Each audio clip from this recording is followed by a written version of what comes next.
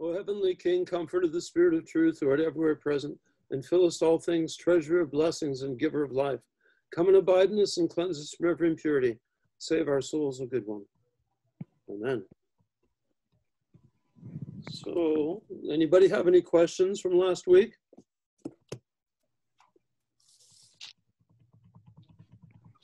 It occurs to me, this is Frank, the living church died out, but if it were more leftist and more progressive and closer ideologically to the Soviet ideology, and the Soviet Union was a dictatorship, I know you said the living church and its approach had no support, but why didn't the Soviet government just say, well, we don't care, this is what we're doing? Maybe I'm not sure how important the question is, the answer, you know, but well, I think they lost out. I think they had to appease the real Orthodox Church. You know, that was the whole idea, to, you know, to try and corral them, and so, you know, the living church really, its history, I don't know, was what, from about 1923 up through 27 or 28. But in 1927, Metropolitan Sergius, who was the patriarchal locum tenens, signed that declaration, and we read the declaration last week, right? But it met absolute resistance from many churchmen on one hand, but yet because he was the locum tenens of the patriarchal see, it was regarded by the communists as by the state as official church policy. So they were able to drop their experiment with this left-wing group, you know, and of the living church, and just focus all their efforts on the actual Russian Orthodox Church. Most of the prominent bishops rejected it. Certainly, not only those outside of Russia. So, for example, virtually all the bishops outside of Russia rejected it, but many of the leaders within the church in Russia rejected the declaration of Metropolitan Sergius. They saw it as a betrayal. And you may have heard the word Sergianism. It was a very popular accusation by members of the church abroad, in other words, Rokor, against the Moscow Patriarchate, that they were Sergianists, and that Sergianism was a betrayal of Orthodoxy, and a betrayal of the church, which had led to the slaughter of thousands of people within Russia, and especially the clergy. There's actually probably, you know, that's actually probably a legitimate accusation. On the other hand, I mean, how could you, you know, it's one thing, you know, how do you judge somebody in that kind of position? You know, where he faces literally what was that every last remnant of the church's organization be wiped off the map if he didn't cooperate with the government. So what was one of the things that was this whole relationship between the living church, the churches outside of Russia, and the Moscow Patriarchate is a very interesting story, and and there's a lot of back and forth, and you know, and also For example, the churches of Western Europe under Metropolitan of Logi for Rokor, and the church in North America that had started under Metropolitan Platon. We're going in and out of communion with Moscow, and in and out of relationship with Moscow, and in and out of relationship with Rokor, with the Synod of Bishops in Serbia. The church in Western Europe was decidedly liberal, and many of the theologians who advocated a lot of the liberal positions, which were some of which were espoused by the Living Church, formed the Paris Theological Institute, and that also spawned St. Vladimir's Seminary in New York. And so you had the same, very much some of the same ideology as was being promulgated in Paris, being promulgated in New York in the Metropolia. The main difference between what happened to Evlogi's group in Europe and what happened with the Metropolia is both of them were playing footsie with Moscow.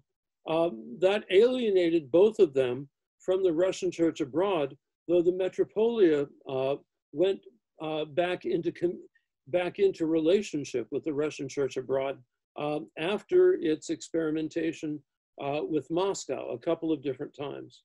Evlogi first went under Moscow, and then he appealed to Constantinople. And so he put his jurisdiction under Constantinople. Then he tried to go back under Moscow. But when faced with the loyalty oath to the Soviet government, he pulled back and asked Constantinople not to release him to Moscow.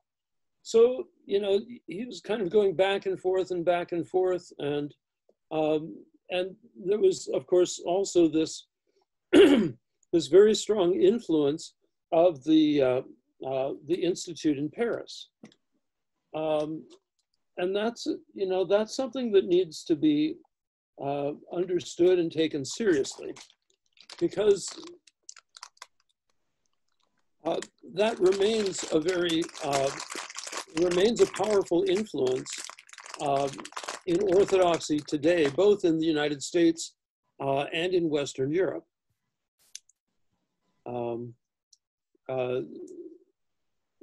For example, some of the main leaders of St. Vladimir's Seminary came from the Paris Theological Institute, Father Alexander Schmemann and Father John Meyendorff, who were some of the main advocates for autocephaly. They were also the ones who who structured that whole autocephaly of the OCA, and of course that even more alienated them from Rokor.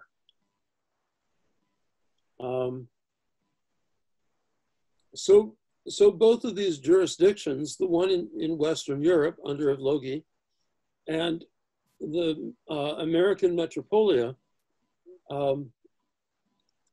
have this history. They also have the same theological influence, going back to the school of Bulgakov.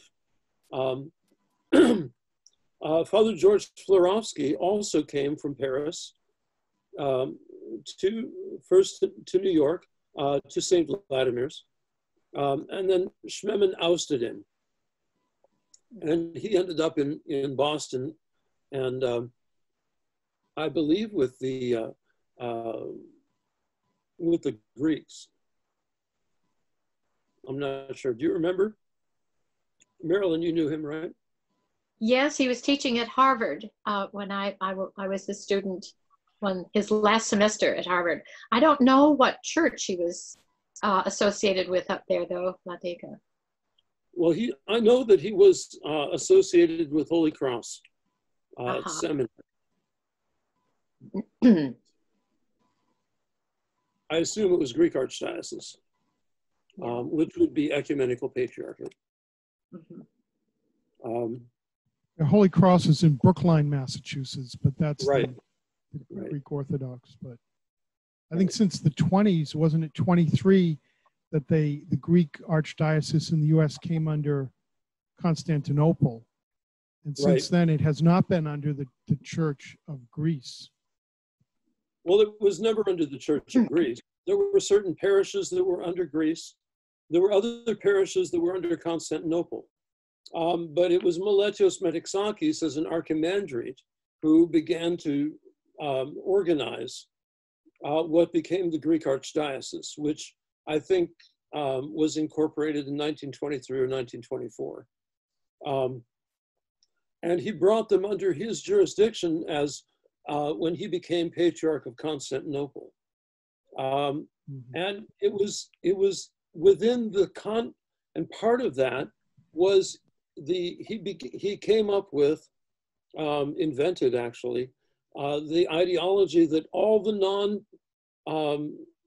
non-traditional, or all the Orthodox in non-traditionally Orthodox lands are under Constantinople. In other words, the virtual universal jurisdiction of Constantinople. Such a doctrine was never heard of in the church before, at least within the Orthodox Church, and has been extremely problematic. But on the basis of that, he organized the Greek Archdiocese, which was the first to break the jurisdictional unity that had been built by the Russian Church in North America. And of course, he also claimed that the jurisdiction of the Russian Church in North America was illegitimate because it didn't come from Constantinople. And you have exactly the same claim being made today by Constantinople. So therefore, they see all the other jurisdictions as not really legitimate. It's also interesting, that Rochor's relationship with Constantinople went in and out. With the Patriarch before Meletios, there was a very friendly relationship. And in fact, Rochor actually formed in Constantinople to a great extent. And with the explicit blessing of the Patriarch of Constantinople. Then they moved to Serbia, and they were under the protection of the Serbian Patriarch there. And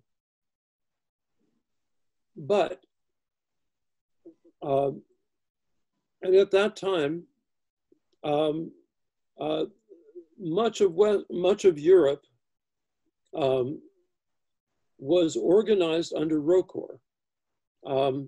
Finland, Estonia, Czechoslovakia, and of course France under Evlogi and others.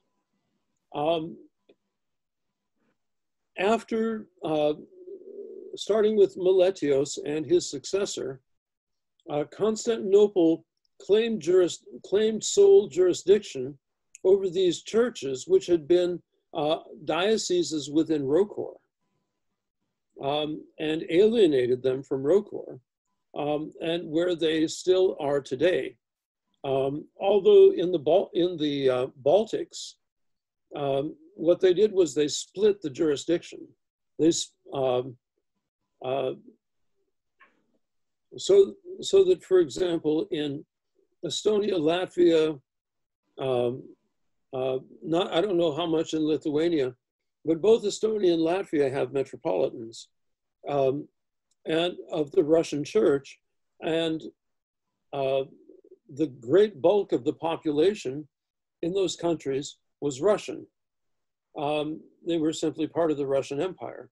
Same thing with Finland. Finland was just a province within the Russian Empire that found its ecclesiastical independence or found its political independence as a gift from Lenin in 1917. Constantinople moved in and took jurisdiction of the Orthodox Church within Finland. It was later that Constantinople made decisive moves into the Baltic countries, in particular into Estonia, and they simply divided the church. They left the Russians under Russian jurisdiction, but they claimed to be the sole criterion of jurisdiction, saying the Russian jurisdiction was illegitimate because it didn't fall under them, even though the Russians had been there for centuries. And so this pattern has repeated itself now in Ukraine, just recently. Estonia was about, I think about 25 years ago. They also did the same thing in Czechoslovakia, and there are also issues with Poland as well. And then at the same time, Constantinople went in, it took Evlogi's jurisdiction and split, and it was split from Rokor up until last year, when Constantinople announced to the French, or to the church in Western Europe under them, that they were being dissolved, and that they should just be part of the Greek Archdiocese there. So there's a long pattern of this with Constantinople in Europe and in other places. The same thing has happened in Indonesia. It's happened in Korea. It's happened in China to some degree. So anyway, a little problematic on the ecclesiological front. Is there like a motivation for this, or is it to do with doctrine, or? Oh, I mean, it doesn't have anything.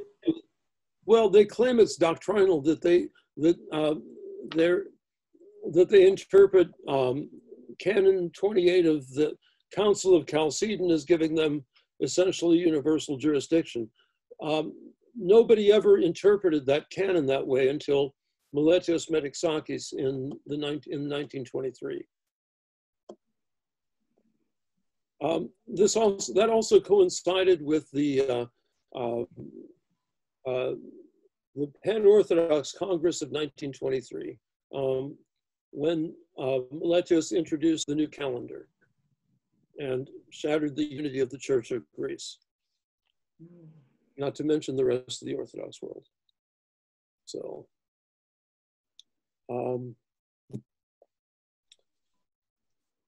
needless to say, I'm not a big fan of Metexakis. He was shall we say, he was an ecclesiastical entrepreneur who got himself elected Archbishop of Constantinople. Of course, then as now, that office is for sale to the highest bidder. Only back then in the 20s, it was changing hands about once a year, every year, so that the Turks could extort more money out of people who wanted to have the title Patriarch of Constantinople. Um, it was in a pretty sad situation. Wait, enough of that for the time being. Anybody else have any other questions right now?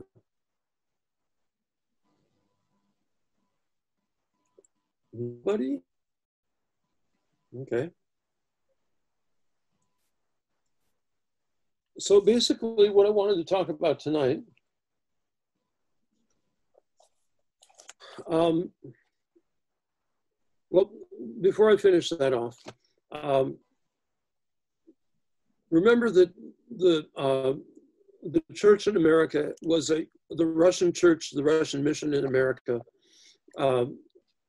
united the great bulk of the Orthodox parishes throughout the entire continent of North America. And in this multi-ethnic, multi-jurisdictional archdiocese with bishops or missions headed by archimandrites that were consolidating the parishes of these various Orthodox, traditionally Orthodox ethnic groups, so that the people would come together in churches, be able to keep their traditions and to keep their languages, but there was a unified synod of bishops. That was St. Tikhon's vision of a single synod of bishops with a Russian exarch overseeing it, of course, dependent on the Russian church, but reflecting the entire ethnic spectrum throughout the Orthodox community in America.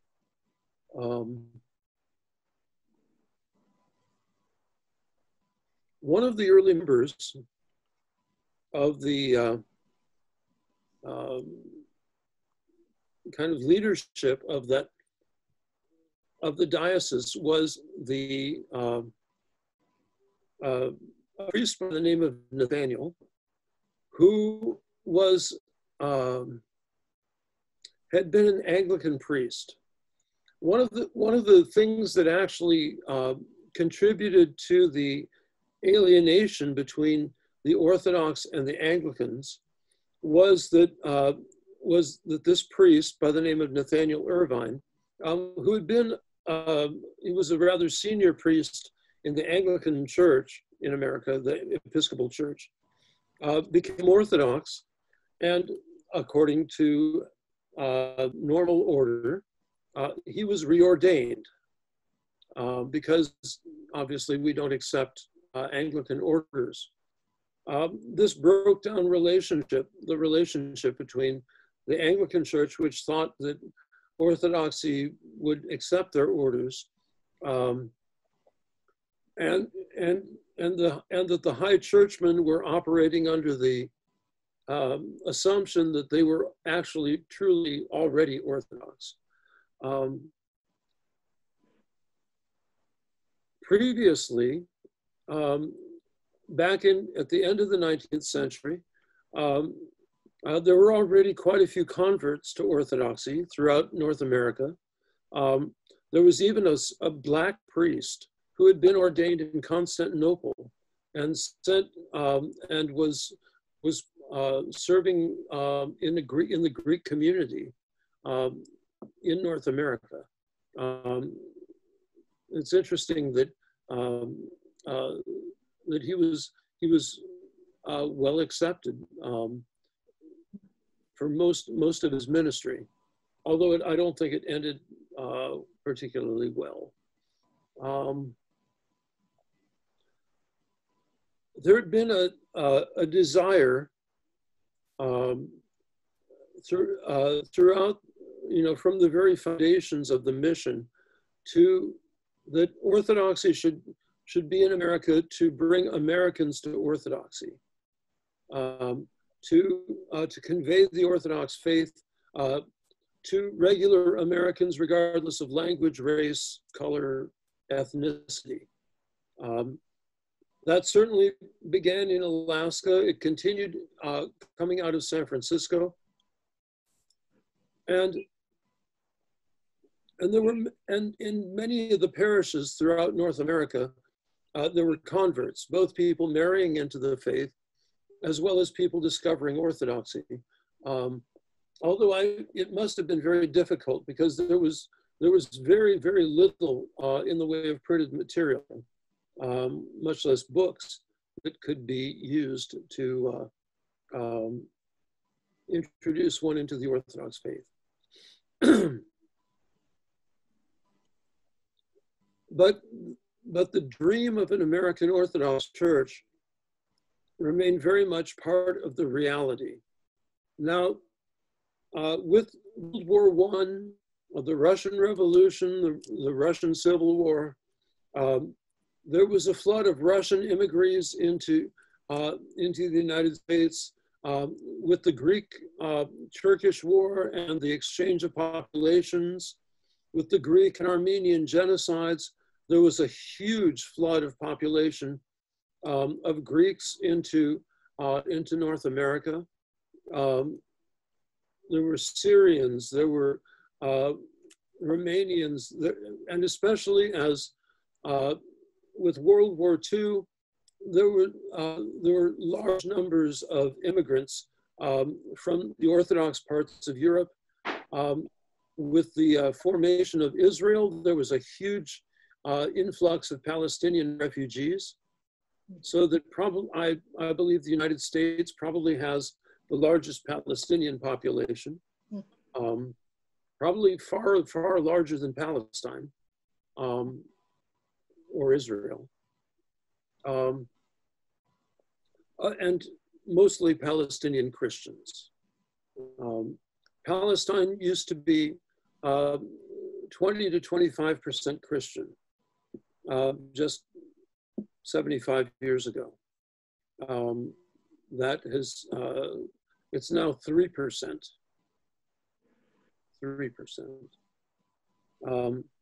Most of whom are Orthodox. So there's that represented quite a shift. All the various ethnic communities wanted to be served in their own languages. And the church was overwhelmed with serving the refugees. Not only so far as physical plant, but just dealing with the multiple languages, dealing with all the customs and dealing with all the problems that pastorally, that people that were presented to it as the, you know, with this huge influx of people who were new to this continent. So to a great extent, the attention of the church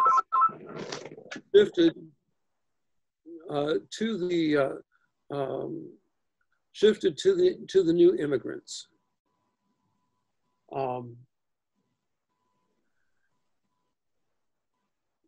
In the Russian church, of course, they were also having to deal with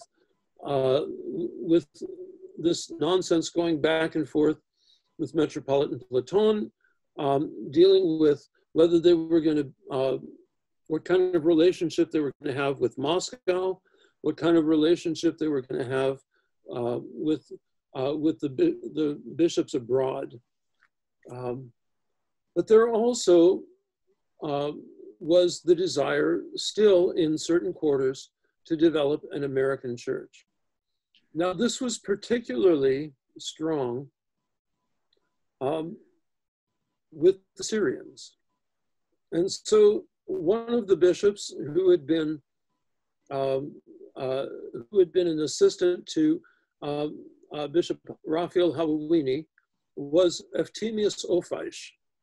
And he represents a rather colorful figure in American Orthodox history.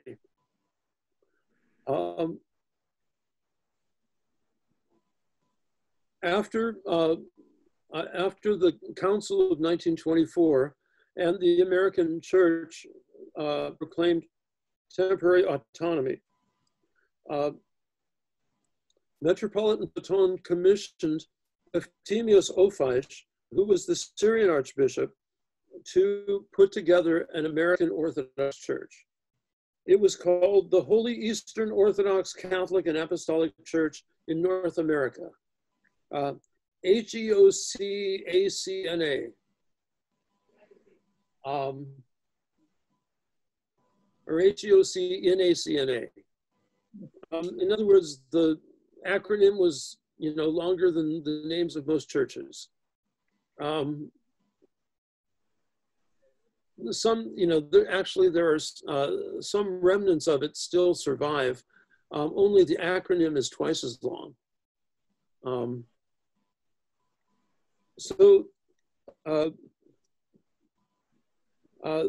There was, Platon began to set it up.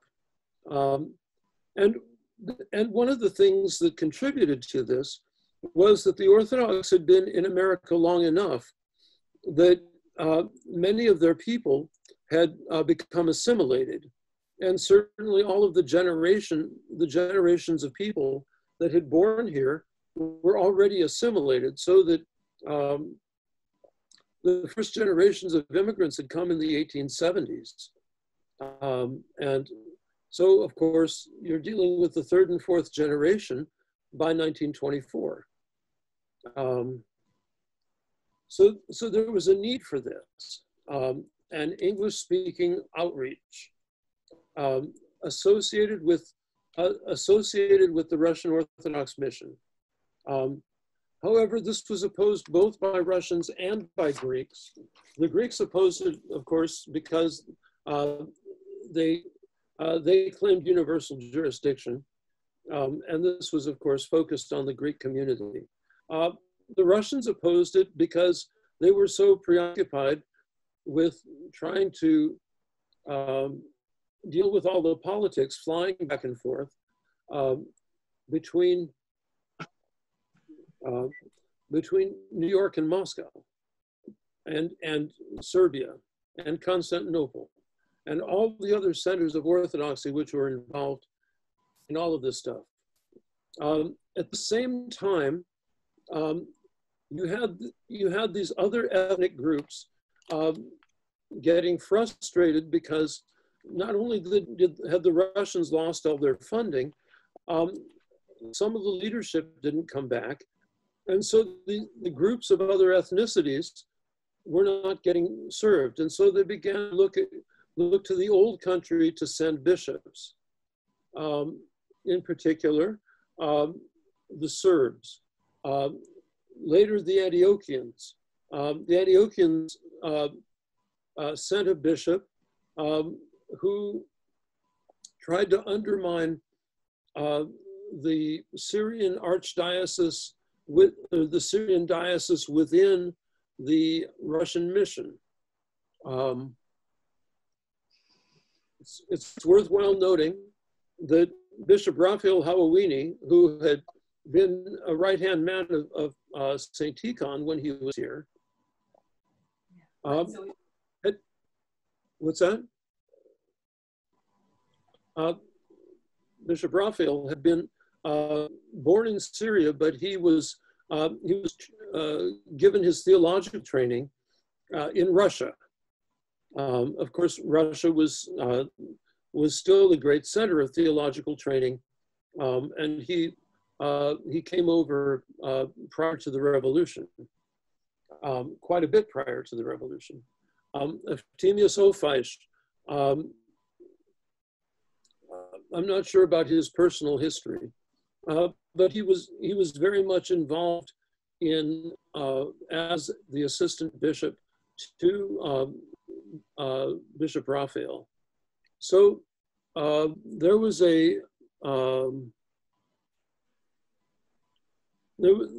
this close relationship, and indeed it was a single jurisdiction, just different dioceses within the same jurisdiction of the Russian mission that were formed by the Syrians. When Platon commissioned Ophish or Efthymios to create a new jurisdiction, it was something quite unique, because when he finally chartered that new jurisdiction, they claimed autocephaly. In other words, they were totally independent. They had no dependence on Moscow. They had no dependence on Constantinople. They had no dependence on the church abroad. That they were autocephalous, and they were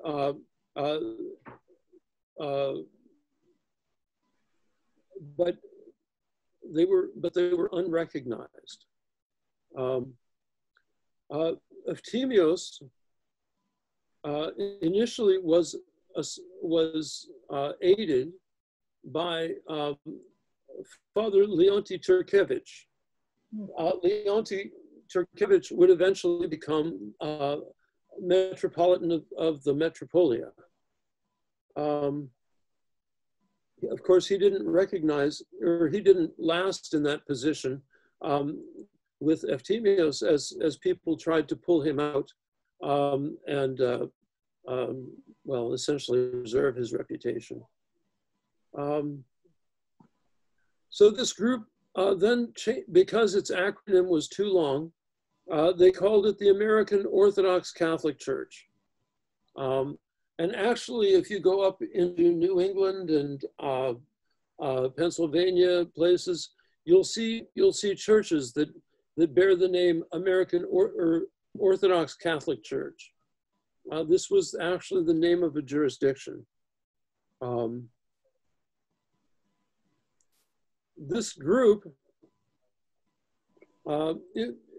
very boldly sent out a letter proclaiming that they're a new autocephalous church on the basis of being commissioned as such by Metropolitan Platon. It started out, of course, with one bishop, but over the course of 4 years, they ordained 4 more. 2 Syrians, a Ukrainian, and a, quote, American. However, by 1934, there was only one left. The movement did not attract either lay people or clergy. In some ways, there's a parallel to the living church.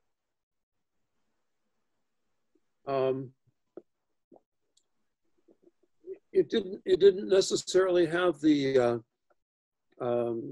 liberal ideology, but it was definitely a very kind of an aggressive attempt to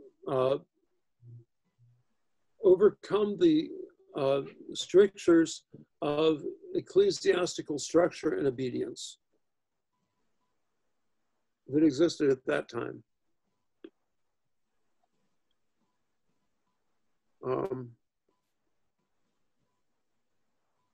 Eventually,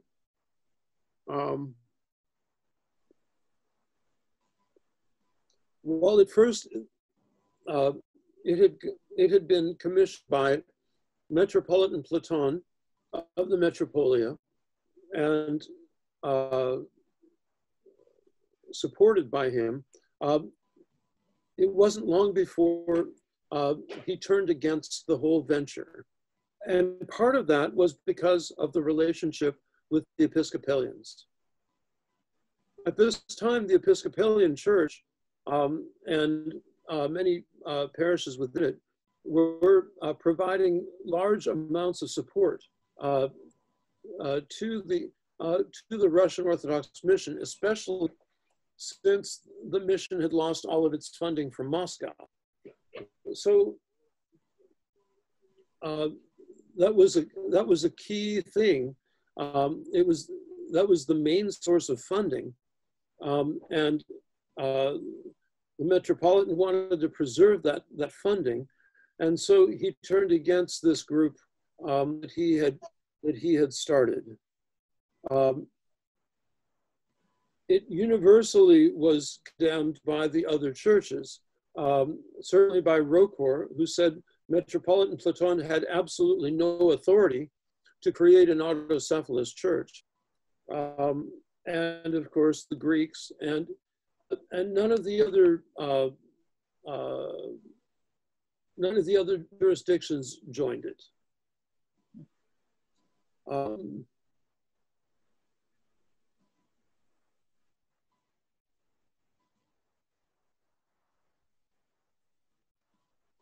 Let's see.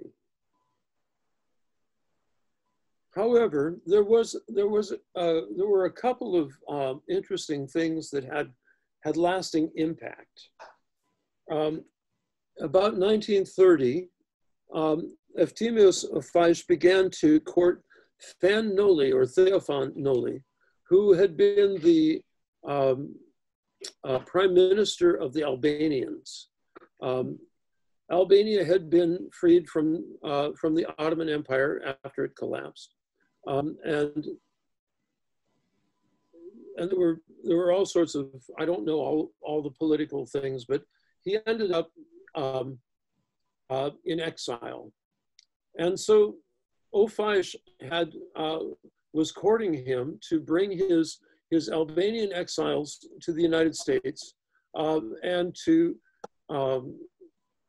make him the bishop for them under this American Orthodox Church.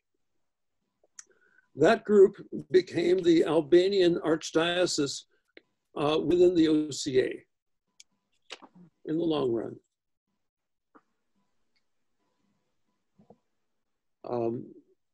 Fan Noli and company had been in Germany during that time. Eventually, by 1934, Efthymios got tired of all of the politics and dealing with all of the politics. And so he took a rather bold step in contradiction to the entire canonical tradition of the Orthodox Church, and he got married. Now, one of the sources says he just kind of dropped off out of sight for a while. However, that's not really the case, because he continued to ordain bishops and became the source of what are called episcopi vagantes in the Orthodox Church.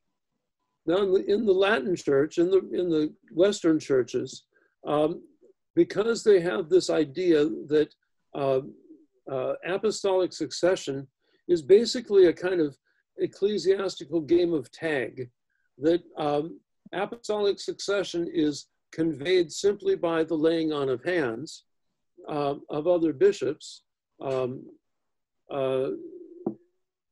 and not a continuity of the church, and not a continuity of the whole institution,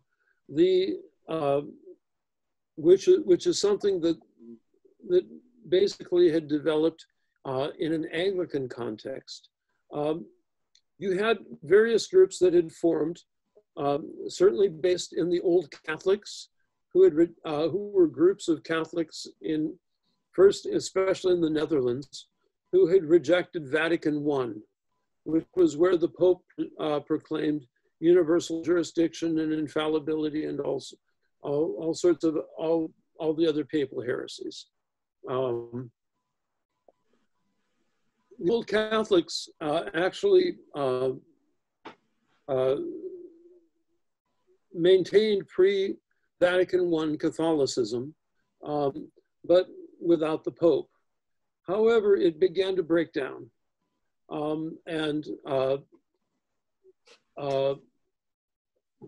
when in the 1890s, late 1890s, Anglican orders were declared by the papacy to be null and void, many Anglicans went to the old Catholics in Europe and were surreptitiously consecrated so that they could make sure that they had real, authentic episcopal orders, and that they had real apostolic succession. the same theology was used by the people around Ophice to justify his consecrating other bishops, even after he had been defrocked by the canonical church. And so there are actually literally dozens of little tiny groups all over the country that owe their episcopal orders of whatever variety to Eftimius Ophice, and who claim that they have thereby Orthodox consecration. It's the variety is quite astounding, shall we say. Now, according to Orthodox canon law, a bishop who has been defrocked has no authority whatsoever and no ability to convey orders. That his ordinations are null and void, and absolutely nothing happens. So,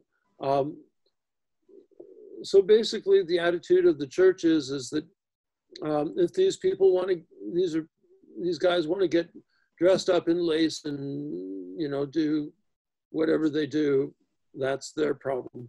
But they're definitively outside the church, and most of them have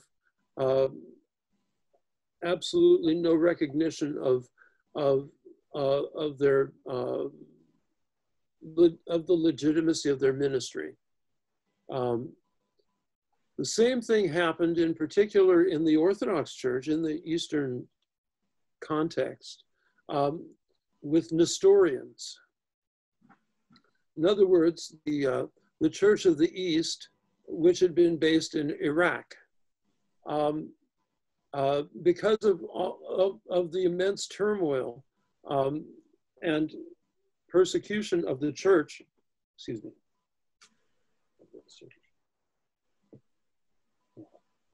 Sorry. Because of the persecution of the church in Iraq, the Patriarch of Baghdad took residence in Turlock, California. Turlock is a little town in the middle of the Central Valley. As of 25 years ago, when I was living in the town next door, it had about 10,000 Iraqi Christians living in it. The Central Valley of California is a very complex place, interesting place. And the Patriarch of Baghdad lived there until he was murdered. And then his successor now lives in Chicago. So there's actually, and this is the legitimate canonical Nestorian or Church of the East Patriarch of Baghdad. That's and their synod in exile, of course.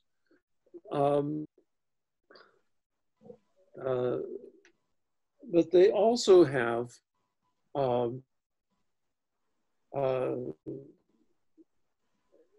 they have, okay. Marilyn, you might want to turn off your microphone. Turn off the microphone? Turn off your microphone. How do I do that? There should be a little button. Move the mouse around on the screen. Okay, I think you muted it. Okay. Okay. So there were legitimate Nestorians here, but some of their people got involved in, along with some of these vagante, meaning vagrant bishops, wandering bishops of this, who were associated with the old Catholics, and started combining, their apostolic succession with the so-called apostolic succession coming from the old Catholics.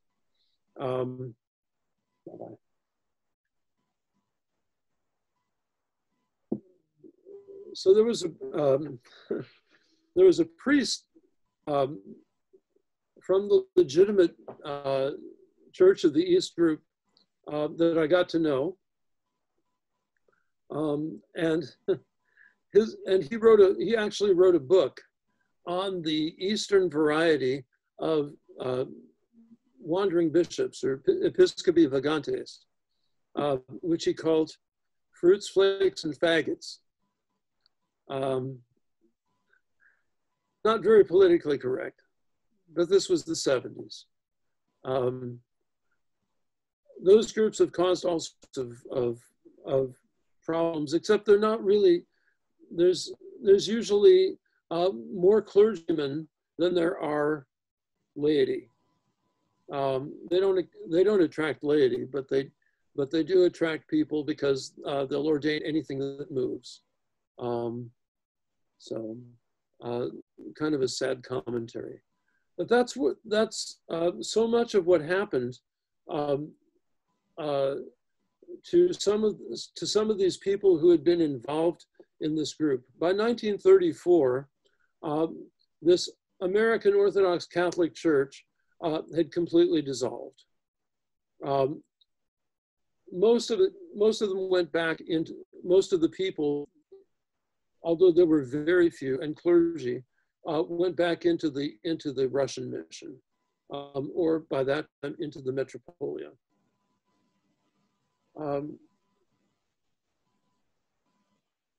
Now in 1933, okay, the last bishop of that church was a guy named Sophronius, and he died in Los Angeles in 1934, and that brought that whole thing to an end.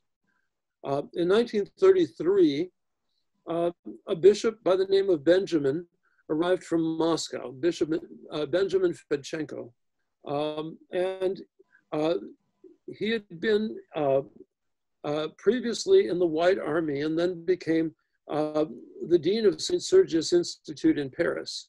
But he had disagreed with Metropolitan Evlogi and returned to Moscow. Moscow then sent him to America to try and unify the various churches that were over here, and to bring them back under the Moscow Patriarchate. This began a long series of attempts at reunion of the American churches, the Russian American churches in particular, with the Moscow Patriarchate. However, at this time, in the spirit of Metropolitan Sergius's declaration,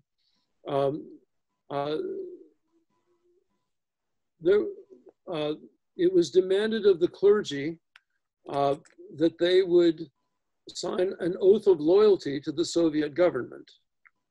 You can imagine that went over like a lead balloon.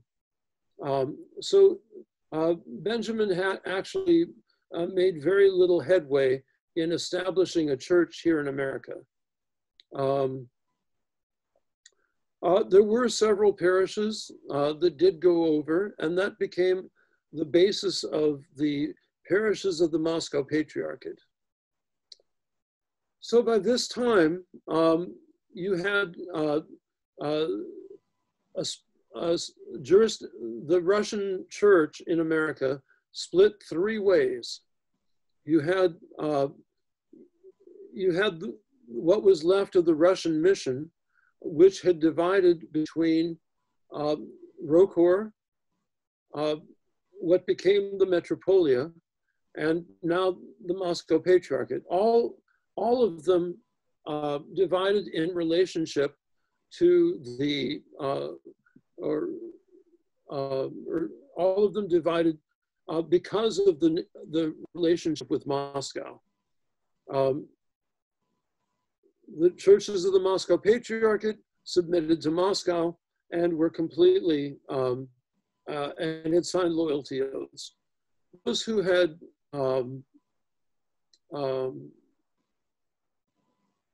the churches of Rokor were in absolute opposition to being, to having anything to do with Moscow, and anything to do with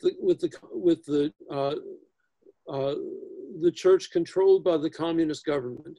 And indeed, by this time, there were only 4 bishops left in freedom. And this was in order to preserve some illusion for foreigners that the church lived in some, that the church was able to persevere institutionally. Metropolitan Sergius continued as the locum tenens of the Patriarch up until World War II, or up through World War II. Unfortunately, he would steadfastly maintain to the world press that the Russian church lived in complete freedom and had complete freedom of activity. And this is while 20 million people were being butchered by the communists. Where almost all the churches were closed, almost all the monasteries were closed, where the concentration camps, the Gulag, was packed with clergy, monastics, and laity, and where by 1943, they only were able to pull 16 or 17 bishops out of the Gulag in order to elect a patriarch. This situation continued of the jurisdictional division up until the 90s, when with the fall of Soviet power, with the exception of that the Metropolia received autocephaly under Moscow. And we'll get to that in some detail.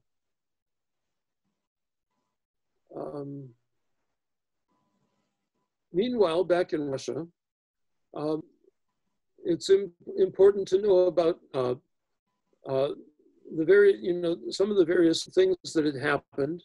Of course, in Ukraine, Ukraine had been briefly independent for 2 years during the Russian Civil War, and then that was crushed, and Ukraine was subsumed into the Soviet Union as simply a region.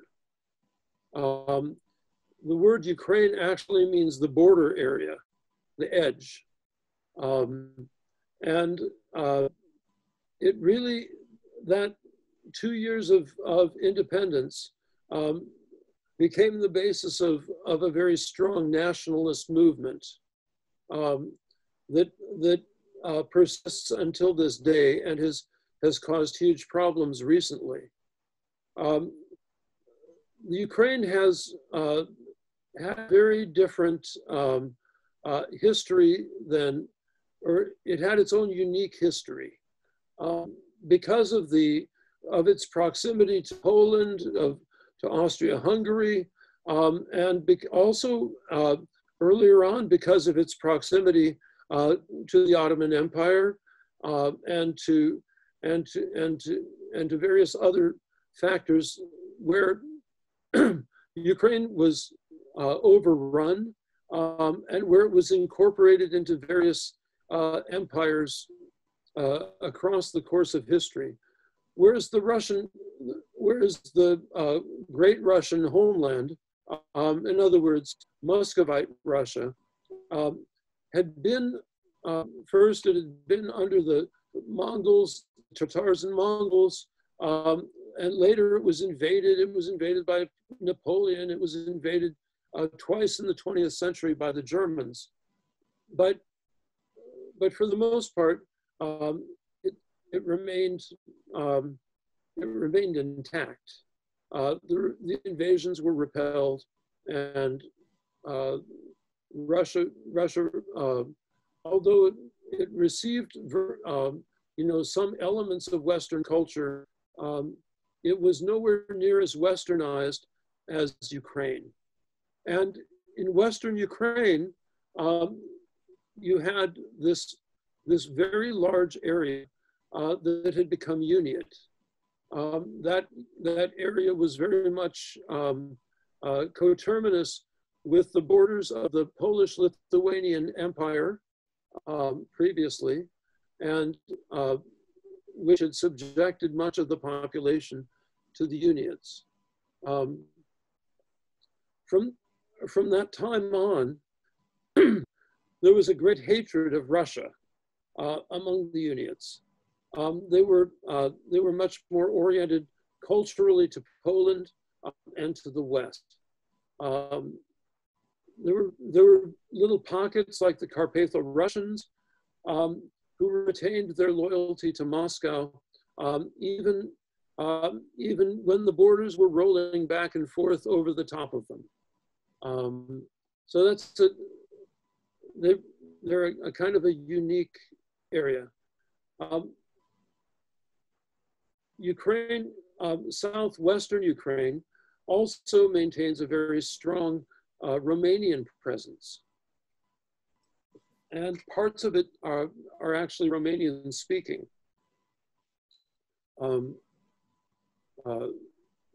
It was quite interesting to me to go up to Canada, where many Ukrainians have been living. There's a huge population of about 600,000 Ukrainians in Western Canada. And the churches, they have Ukrainian-speaking churches. They also have Romanian-speaking churches. And because there were several provinces of Ukraine that spoke then and now speak Romanian. Ukraine's a very complex area. It was also a place of immense agricultural wealth. During the Soviet period, or rather before the Soviet period, you had the Prime Minister Stolypin, who was very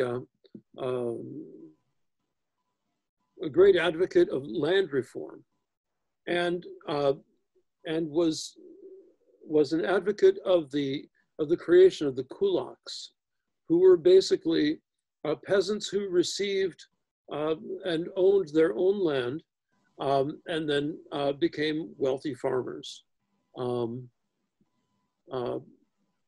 These were, after the Soviets took over, of course, they abolished private property, and they tried to collectivize the farmers. So instead of living in these somewhat communal villages where there were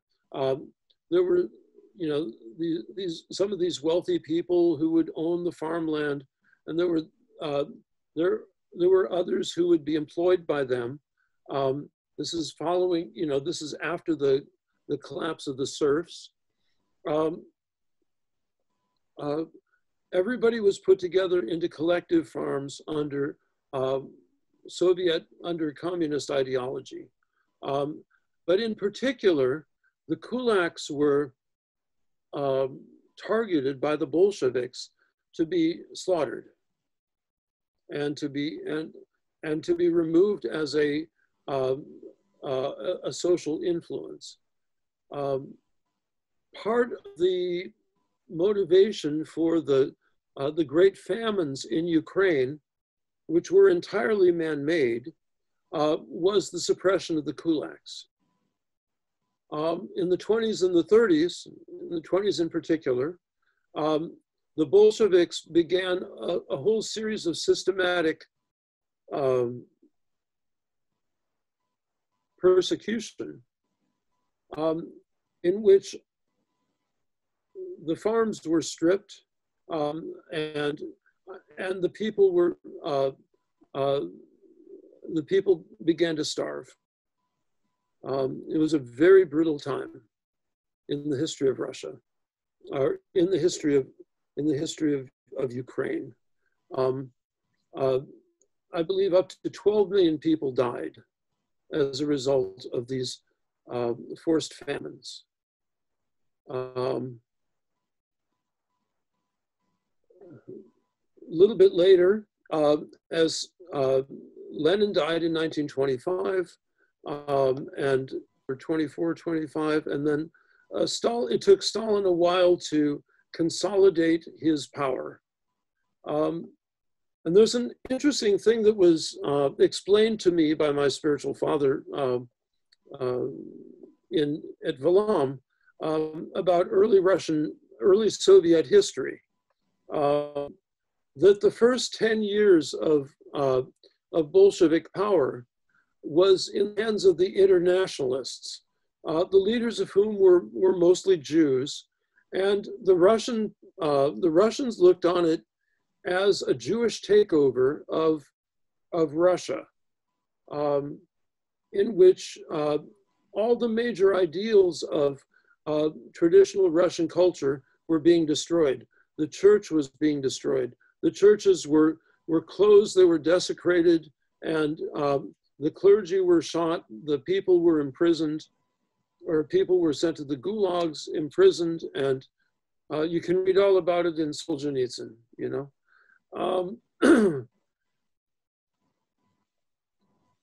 After Lenin, by the end of the 20s, the Russians began to rise up in reaction against the internationalist Bolsheviks, or the globalists, if you want to call it. It's the same. Globalist and internationalist are pretty much the same thing. And so Stalin rose to power after a bitter battle with Trotsky. And he did a massive purge of the Jews. But he also continued a massive purge of the church. So many of the graves of the martyrs that you see in Russian cemeteries are from 1937, and that period there. This continued with basically the closure of most of what was left of the church in the Soviet Union up until World War II. With World War II,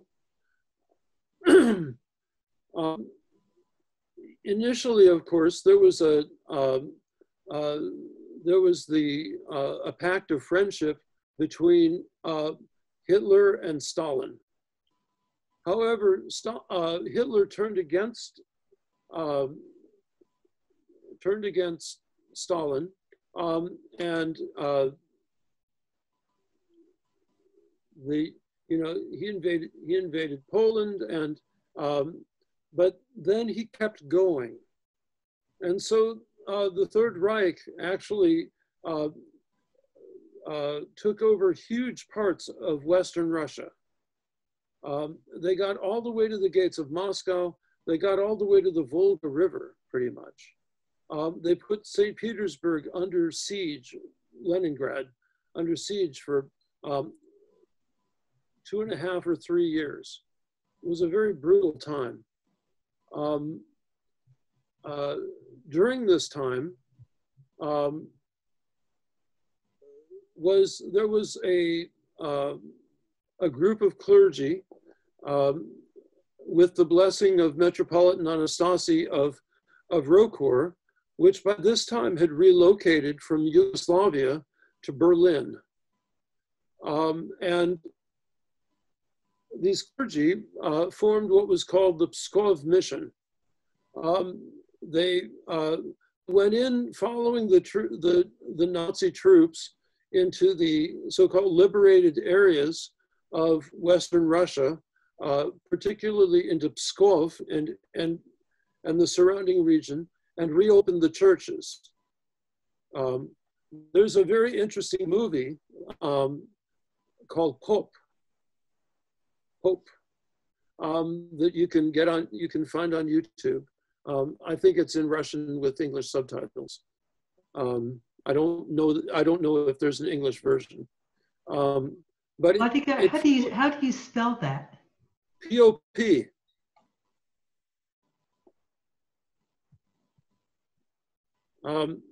In Russian, Pope is a kind of a derogatory term for a priest.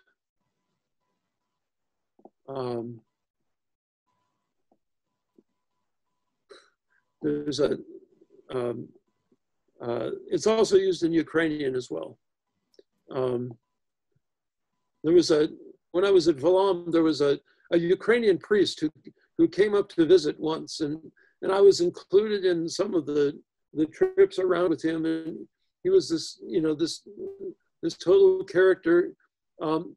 He would eat nothing during the entirety of Great Lent. He would lose 150 pounds, and then he'd gain it all back within a few months after Pascha. He could down a whole bottle of Everclear, if you can imagine.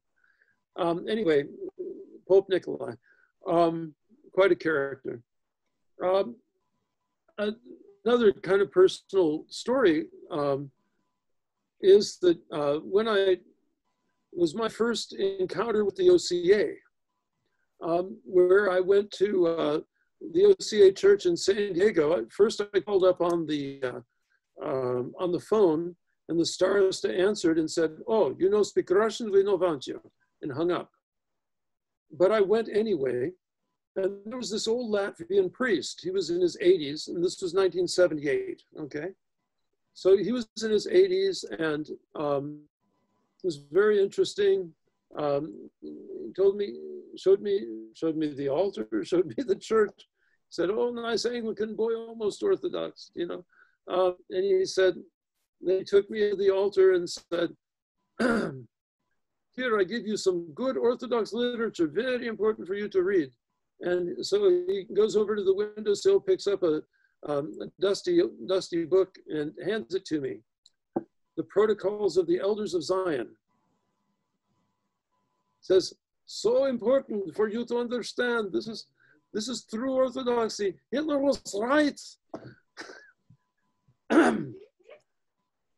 Needless to say, I was rather surprised when, as a, just absolutely unsuspecting Episcopalian teenager, to walk into a Russian Orthodox church and find Nazis.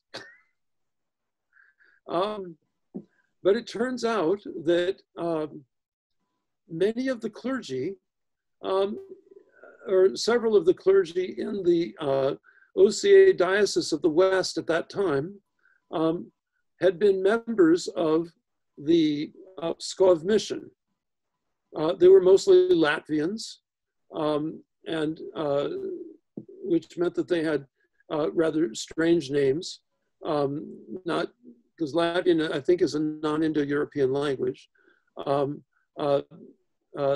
it was Father Michael Zelneranek, there was Father Nikolai, and there was George Bennigsen, and various others. Some of them, like Bennigsen, was part of the old German aristocracy that had lived in the Baltics, as also Schmemann and Meyendorff, who had, of course, German names. But the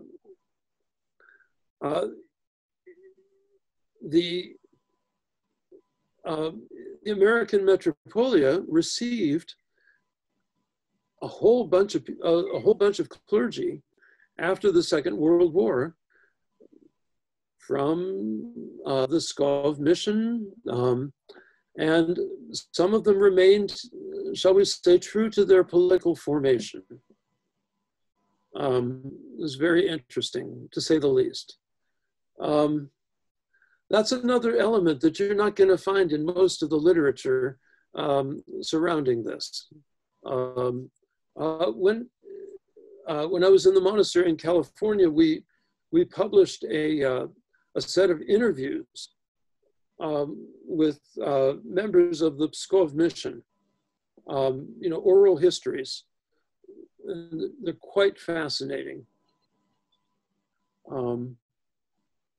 Let's see. So on one hand, in Russia, in Western Russia, you had the priests of the Russian church abroad going in and opening churches. Their accounts were fascinating because the church that they found had been desolated. Most of them had been desecrated. They'd been turned into warehouses and movie theaters and clubs and stuff by the Soviets. But the people had remained faithful, despite all of the persecution they had endured under the Soviets. And it's not exactly that the Nazis were great friends of the Orthodox Church, but rather, nor the Orthodox Church great friends of the Nazis either, I might add. But it was politically useful to the Nazis to open up the Orthodox churches, and it was politically useful to the church abroad to work with them to be able to expand the ministry so that the people who were basically behind the Soviet borders would be able to be ministered to by the church. 1943, Stalin realized that that he could lose the war, and so he decided to muster the faithful Christians and try and get them onto his side. He did things like have the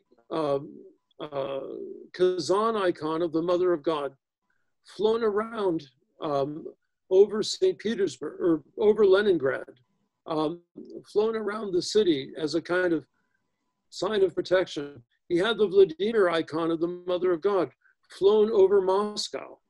And indeed, the German invasion eventually was turned back. 1943, there were bishops that were pulled out of the Gulag, and an election was held for patriarch. And Sergius, who had been the locum tenens all of this time, was elected patriarch by the other bishops. And following this, Stalin basically gave tremendous freedom to the churches. Thousands and thousands of churches were reopened. Monasteries were reopened. The Trinity St. Sergius Lavra was given back to the church. Other monasteries were given back to the church. And the life of the church was able to resume. That had been on hold. There were, I believe, some people who were released from the Gulag, though there were many faithful and clergy that remained in the Gulag for the duration of their sentences. One thing I would strongly recommend is the book Father Arseny. Father Arseny is the first autobiography of a priest who suffered in the Gulag. It's in 2 volumes from St. Vladimir's Press. It made quite it's already a number of years old, but I'm sure it's still in print. Father Arseny had been a priest monk who was a confessor at the Danilov Monastery, who was taken into the Gulag in 1927 and assigned to hard labor for 30 years for being a priest and thus the enemy of the people. And he actually survived. But he not only survived, he was spiritually transformed and became truly an elder of the church. He converted the guards. He converted the commandant of the camp, and there were a number of miracles that happened with him. One in particular where he and another inmate, who was evidently a young man, much younger men, were assigned to be put into solitary confinement. Solitary confinement was a metal shed with no heat, and it was 40 below zero. In other words, it would have been a death sentence. However, when they opened the door in the morning, instead of finding 2 frozen corpses, they found that both were alive and well. And through the prayers of Father Arseny, this young man's life was saved, as well as Father Arseny were saved by the grace of God and the energy of prayer. And then it talks about, later on, it talks about the what life was like for the church under the Soviet yoke. We should all be well aware of that, and we should all read this material. It's incredibly inspiring, and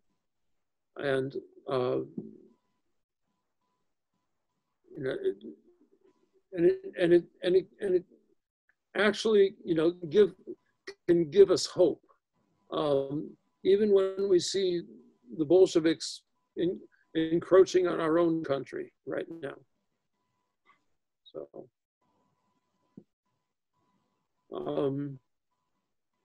So under Stalin, the church had relative freedom, and it began to be involved in the ecumenical movement, the development which was being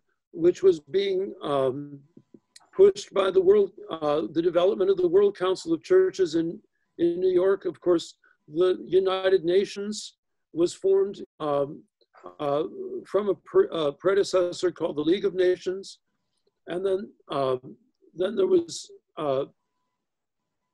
kind of the National Council and the World Council of Churches were formed basically at the same time, at the end of the 40s. And the Russian church and the other Orthodox churches became enthusiastic members of the World Council. And the reason is that it allowed them access to meet with other hierarchs of other Orthodox churches in the West and to let them know the reality of what was happening. Now, the Patriarch Sergius lasted for about a year before he died. And then Alexei I was elected in what was billed as a free election. Whether it was or not, I'm not sure. But he was ascended the patriarchal throne and began to normalize the life of the church.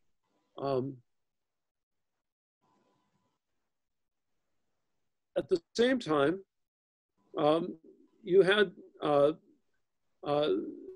this situation in America with the multiple jurisdictions. The Metropolia, which by far was the largest of the jurisdictions, had tried seeing the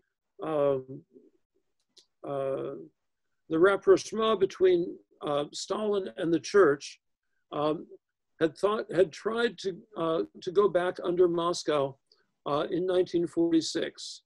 The Russian church still demanded loyalty oaths, and so that ultimately failed. But in so doing, the Metropolia not only was not able to restore a relationship with the Russian church, it also broke its relationship with the Russian church abroad. And so it was regarded as doubly schismatic, both by the Russian church abroad and by the Moscow Patriarchate. And so it was canonically isolated.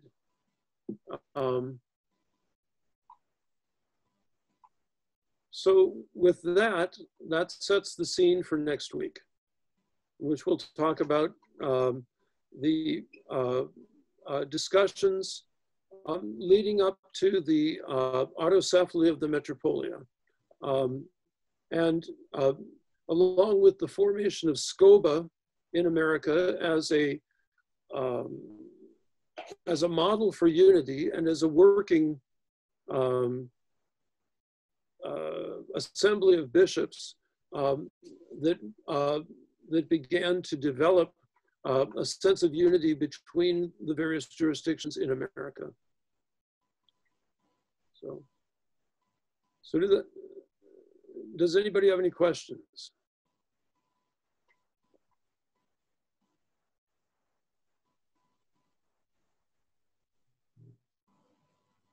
Nobody has questions? Was it clear? Yeah. It's all new to me, so I don't have any questions. But I do have a brochure from the St. Vladimir Seminary Press, and there's the 2 volumes by Father Arseni. Yeah, it's well worth the investment. Okay. Those are some of the most significant books that came out in at the end of the Soviet era. I have a question about, maybe you know the answer, during this whole period, what was the position of the other ancient patriarchates, Antioch, Jerusalem?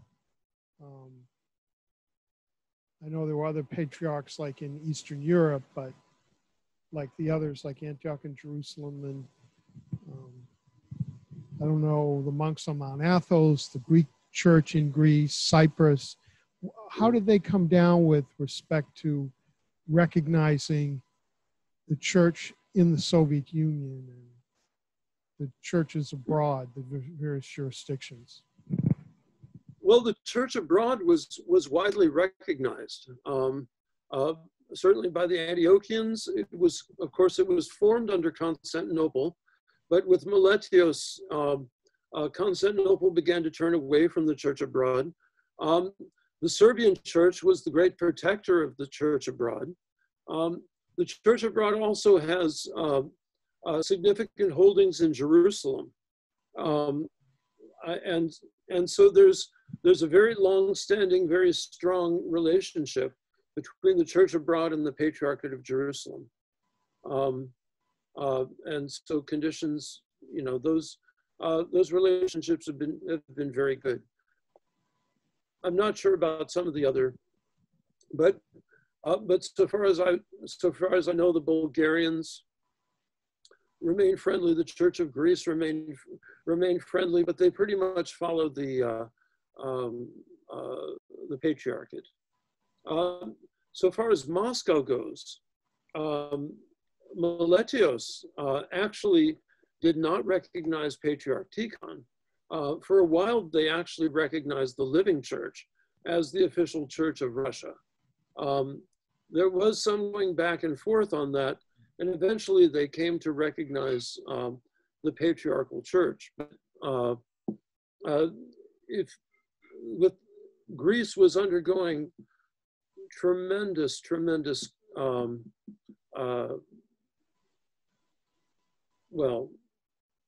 upheaval during much of the early 20th century, and between the collapse of the Ottoman Empire and the exchange of populations, and then there were the royalists, and then there were communists, and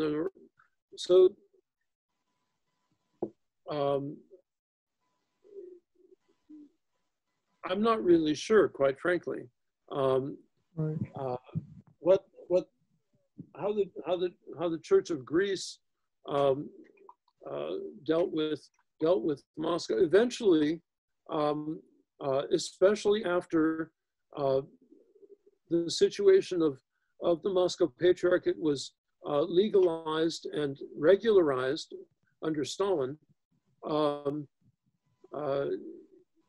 the Moscow Patriarchate received universal recognition, except for the Russian Church abroad. And the churches recognized the Russian Church abroad as simply as being a part of the Russian Church, but given the situation of the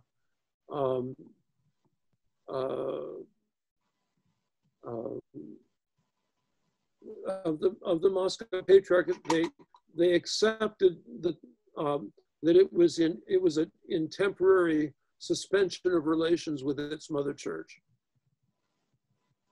On the whole, inter-Orthodox relations were, I think they were fairly normal. One of the odd things, and something to investigate, is the whole issue of Patriarch Athenagoras, who became patriarch in 1948, Patriarch of Constantinople. He was an American citizen. He was flown on Truman's private plane from America to Constantinople, and forever after, Constantinople has been very much an instrument of U.S. foreign policy and the CIA. So, very actively so.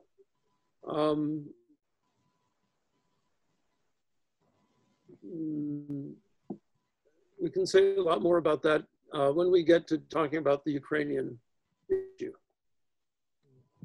Yeah, Greece underwent a civil war after World War II, like in the late 40s. And the communists were really trying to take over with Soviet support. And Truman, and also in Turkey. So the Truman administration gave a lot of aid that was critical in preventing the overthrow or preventing communist parties from taking over in both Greece and Turkey. Yeah.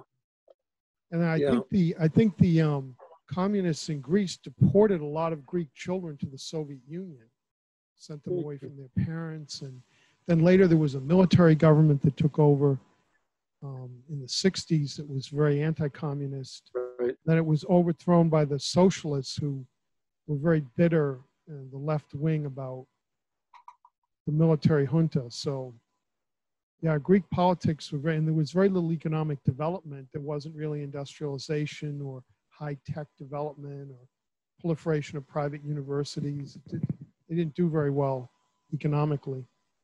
Yeah. Yeah, that I have to say, modern European history is not my strong point, to say the least. Lines, I've got outlines. So, church history is my strong point. So, anybody else? Vladika, you mentioned SCOBA. Uh-huh. SCOBA that you mentioned. What is their function today? Oh, it doesn't exist any longer. Oh, it's no longer, okay. Yeah, it got transformed into the Assembly of Bishops, and then, and now all of that is in crisis, but we'll deal with that a little bit later on. Okay. So, anybody else? Vladika? Yes. The American Orthodox Catholic Church, Uh-huh. I had understood from Wikipedia, which isn't always reliable, that the Orthodox Catholic Church is just the official name of the ancient church. Are they in error? Well, there was an actual corporation, church corporation by the name of the American Orthodox Catholic Church. That was this group formed under Eftimios Ophish. But, you know, basically the title Orthodox Catholic Church is simply descriptive of what the Orthodox Church is. Although I think actually most of our churches have Greek Orthodox in the title, in the corporate papers. Thank you, Vladika. Yeah. Okay. So shall we pray? It is truly me to bless thee, O Theotokos, ever blessed and most pure, and the mother of our God, more honorable than the cherubim, more glorious beyond compare than the seraphim, who without corruption gave us birth to God the Word. True Theotokos, we magnify thee.